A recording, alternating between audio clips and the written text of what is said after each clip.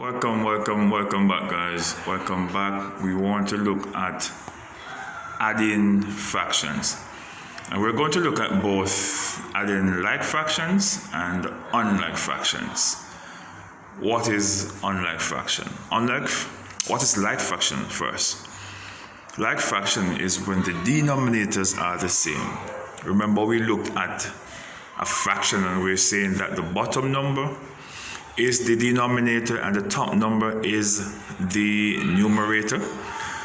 And the fraction like this is a proper fraction because the smaller number is at the top and the larger number is at the bottom.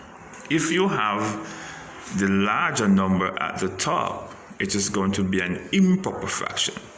But when the larger number is at the bottom, that's a proper fraction. All right? Improper, proper.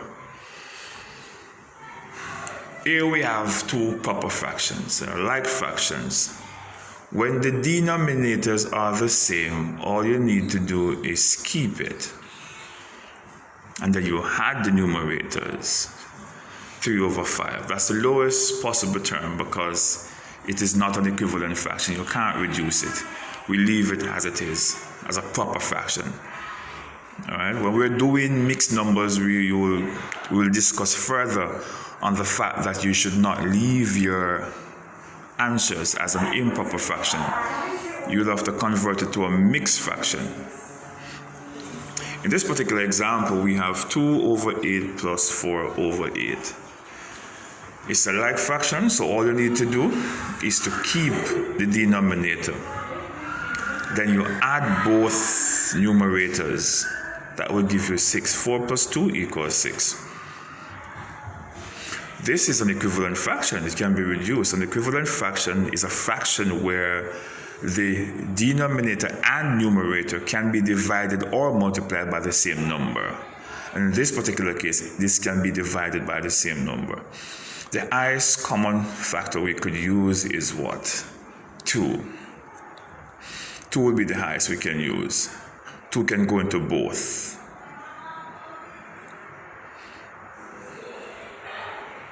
Two into 6 goes 3 times. 2 into 8 4 times. And then my answer would be 3/4. And it cannot go any lower than that. All right, so we'll leave it at 3/4. Now we come over to unlike fractions. When you have unlike fractions, the denominators are going to be different. What you have to do is to find a common denominator, which both 4 and 12 can go into. And guess what? I'm going to try to do this 3 ways. To give you an example, I'm teaching my students this way because it's a bit more simpler than the other complex way of doing it and not to cause any confusion. But I'm going to show you 3 ways in which we can do this particular fraction. So we want to find a number in which both 4 and 2 can go into without leaving a remainder. And that would be the lowest common multiple. What are multiples of 2? And we also want to find multiples of 4. Multiples of 2 are 2 1 2, 2 2s 4, 2 1s 2, 2 1s 2, 2 2s 4, 2 3s 6, 2 4s 8. Let me stop there. Multiples of 4 are 4 1 4, 4 2s 8, 4 3s 12, 4 4s 16. I can stop there. I see here where the lowest, which is common, are these 2s, these 2 4s, these 4s. So 4 becomes the lowest common multiple. It's common in both. It's the lowest. I could also use 8 if I want to, but 8 will not be the lowest. We want to use the lowest, which would be 4. And we see here that 4 can go into 4 also. The first step now, I haven't found your LCM. 4 into 4 goes 1 time times the numerator. We put back our operation here, whether it is plus or subtraction.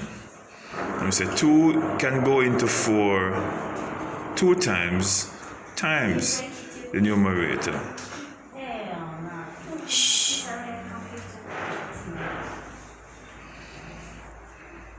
Put back my 4 here.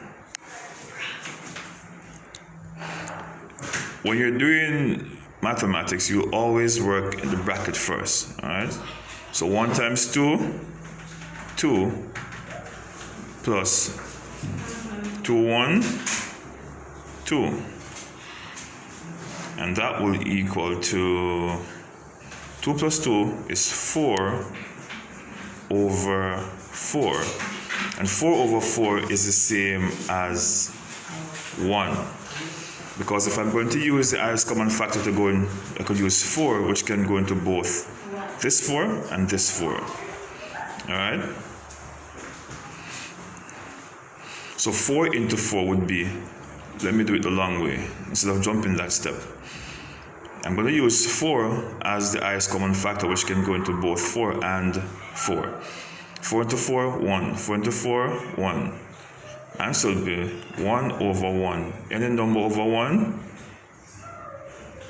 you write the numerator as a whole number. Alright? That is one way we could do it. Let me show you 2 other ways we could also do this. 2 over 4, 2 quarters plus a half. Let me write it over here again. 2 quarters plus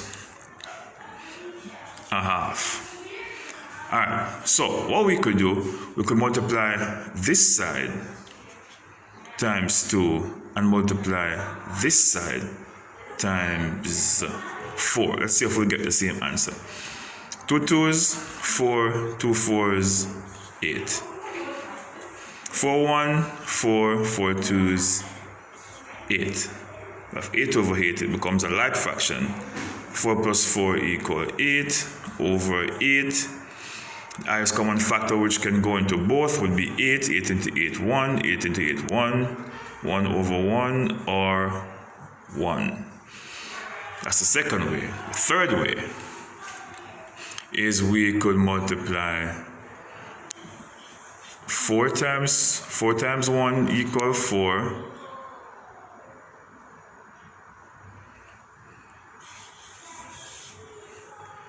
2 times 2 equals 4, and put it over 4 times 2, which is 8. And then you'll have 8 over 8. 8 into 8, 1. 8 into 8, 1. 1 over 1. And the number over 1, we write the numerator as a whole number. And that would have been 3 ways in which we could do that unlike fraction. But this way is a way in which you can get the concept more clearer to get a better understanding of what you're trying to do.